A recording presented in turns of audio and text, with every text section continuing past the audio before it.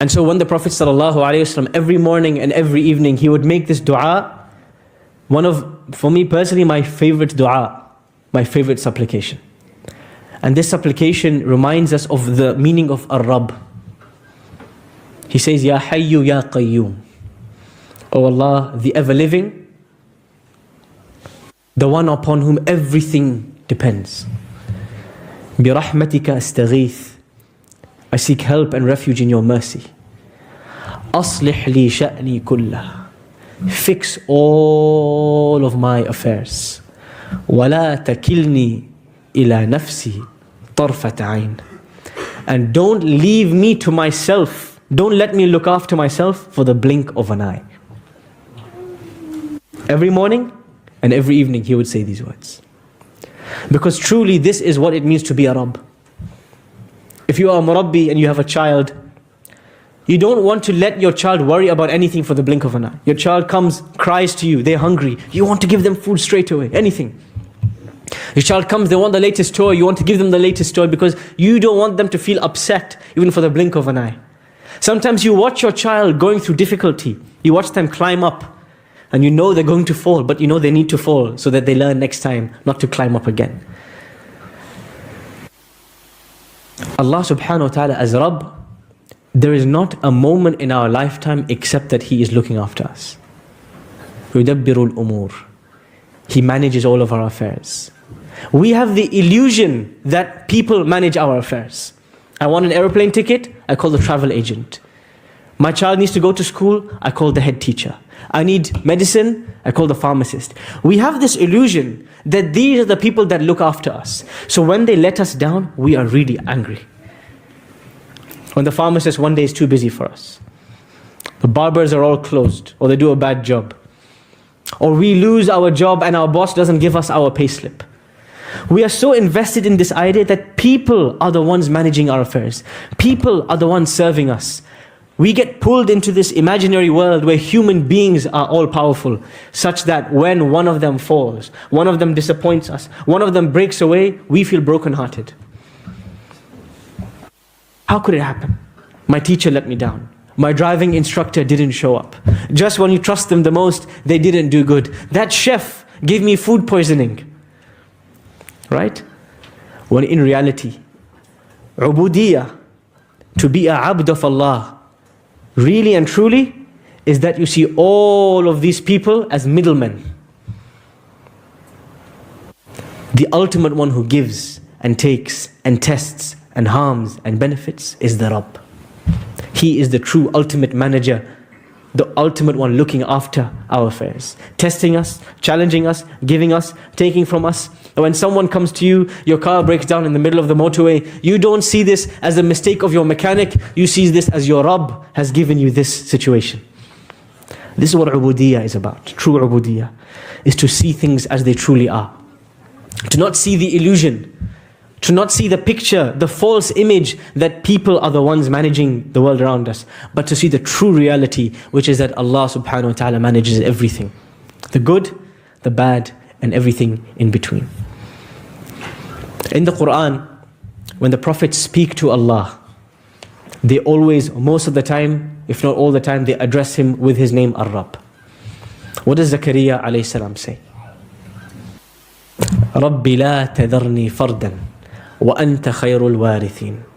My Rabb, you look after me in every way. Don't leave me alone, and you are the one who gives the best following generations. Rabb. Now there's something interesting in this ayah. Who can tell me? If you want to say my Rabb, how would you say it in Arabic?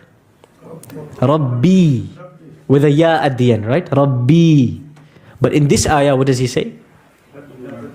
Rabbi. What's the difference? Kasra. What happened to the ya? What happened to the Rabbi? Where's the ya gone? It's gone.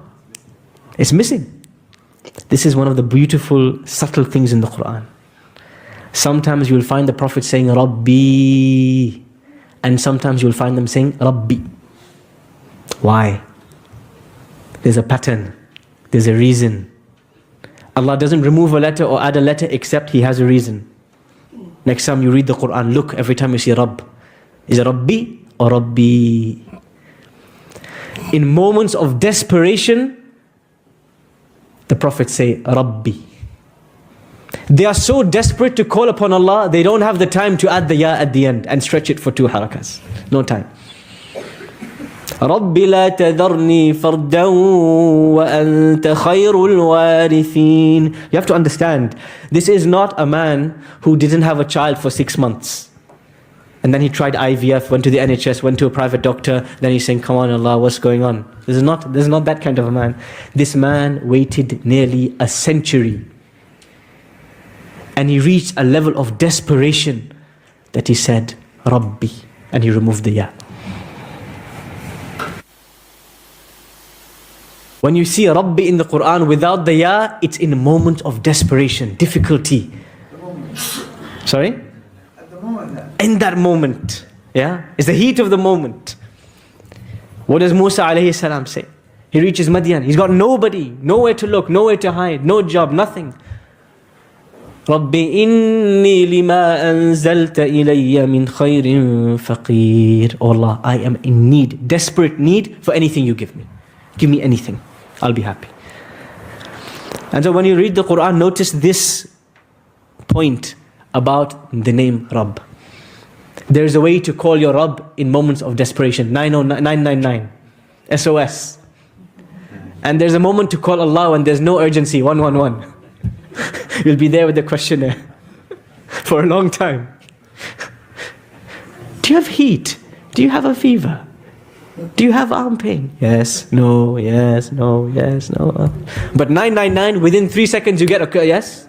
What's the problem? Yes? Rabbi without the ya is a 999. Mahdhufa al-ya.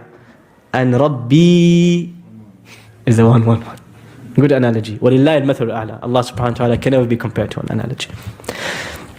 But what you note is that the prophets were calling their Rabb in their good times and in their bad times. When they were squeezed and when life was easy.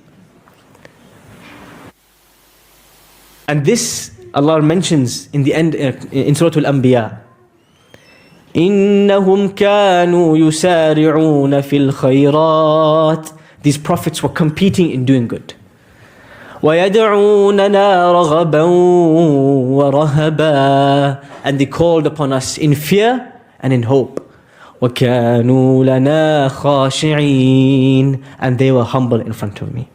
If you understood what and who is your Rabb, there is never a moment in your life when you would be alone. There would never be a situation in your life when you would feel too squeezed. Because the word Rabbana and Rabbi would be always on your lips. Look at the life of the prophets in the Quran. Every turn and twist in their life, they say the word Rabbana, Rabbi, Rabbi, in constant conversation with Allah. Constantly talking to Allah. Because the health of any relationship is determined by communication. I love my parents. But if I call my father after 5 days and I say, Baba, I was missing you. He says, yes, Habib, you're missing me. Why didn't you call me then? Really, you are missing me? If I go for a trip, I call my wife. After 10 days, I'm not speaking to her. And say, I was missing you. She says, of course you are missing me.